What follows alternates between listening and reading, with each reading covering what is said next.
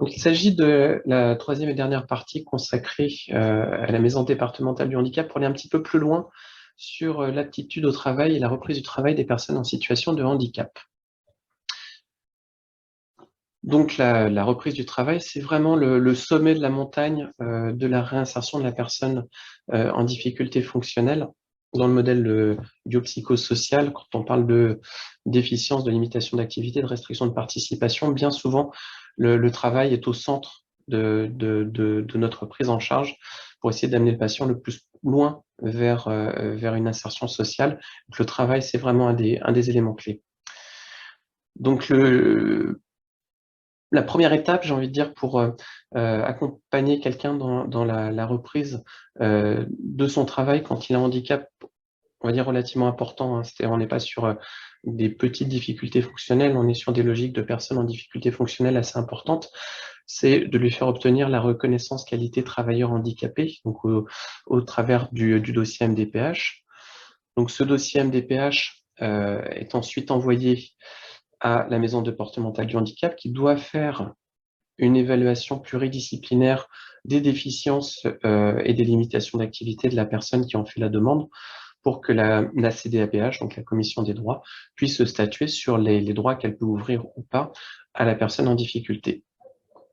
Bien souvent, cette évaluation pluridisciplinaire n'est pas possible et donc c'est juste en se basant sur ce dossier NDPH qu'on peut avoir une ouverture de droit. C'est particulièrement vrai pour les reconnaissances qualité travailleur handicapé, où on peut avoir des handicaps de moyenne importance, voilà, avec un taux d'incapacité MDPH qui est à moins de 80% et pourtant un véritable intérêt pour réaliser cette RQTH.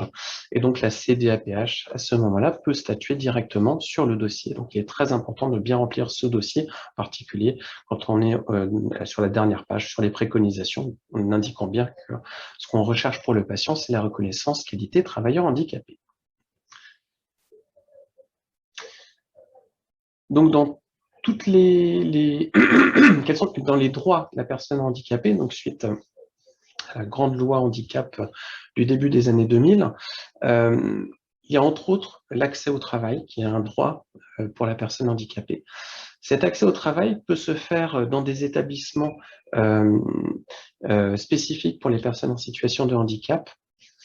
Et il y a des établissements dits de préorientation, de réadaptation professionnelle. Donc ces établissements, elles sont là pour accompagner la personne qui est en difficulté fonctionnelle pour s'orienter vers un nouveau projet professionnel. Pour cela, il faut en faire la demande auprès de la MDPH. Il faut obtenir la reconnaissance qualité travailleur handicapé. Et donc, au sein de ces ESPO et ESRP, on va pouvoir définir un projet, donc voir la personne en relation duale pour essayer de voir avec elle vers où l'accompagner en termes de projet professionnel. Et les ESRP, c'est très concrètement avoir des structures qui peuvent proposer différentes activités possibles. Ça peut être du tertiaire, par exemple, des activités informatiques, des activités d'accueil, et puis des choses beaucoup plus manuelles, artisanales.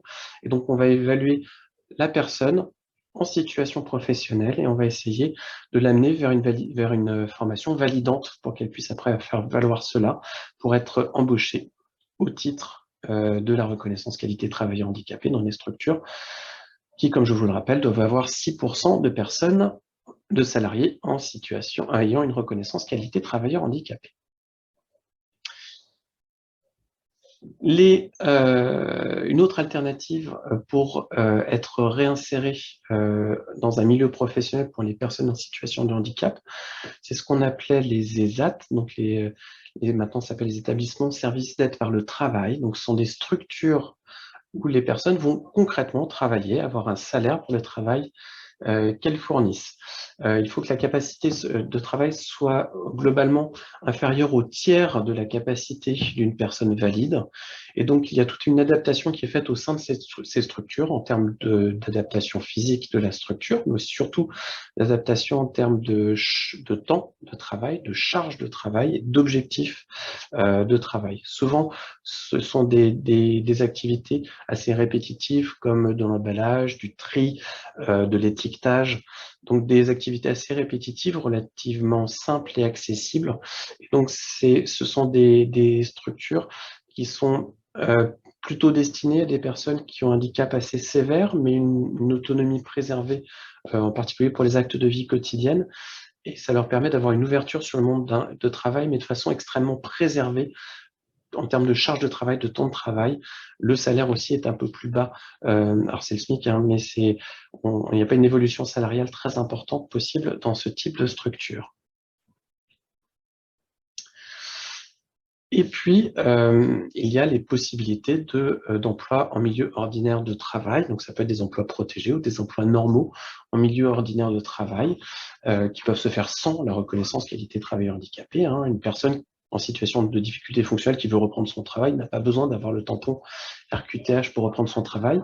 Mais le fait d'avoir la RQTH va faciliter les choses parce que l'entreprise, quand elle n'a pas son quota de 6% de personnes en situation de handicap, elle doit payer une sorte d'amende à la GFIP. Donc, elle a tout intérêt à employer des personnes ayant les RQTH. Le fait qu'il y ait une RQTH donne accès aussi à un certain nombre de primes pour l'employeur, lors de l'embauche en particulier, qui se compte en plusieurs milliers d'euros. Et puis, pour l'employeur et le salarié, la RQTH permet d'avoir une ouverture sur l'AGFIP, qui est une structure qui va pouvoir débloquer des fonds pour engager en particulier des travaux dans l'aménagement du poste de travail ou faire obtenir des outils facilitant l'accès au travail pour les personnes en situation de difficulté fonctionnelle. Ça peut être des outils informatiques, par exemple, pour des personnes qui sont malentendantes. Historiquement, elle proposait aussi un accompagnement humain qui est de plus en plus difficile à obtenir. Et puis, la RQTRH permet aussi d'avoir accès à des formations et un accompagnement spécifique pour la personne quand elle est dans l'univers de travail, que ce soit un emploi protégé en milieu ordinaire de travail ou sur un emploi complètement normal.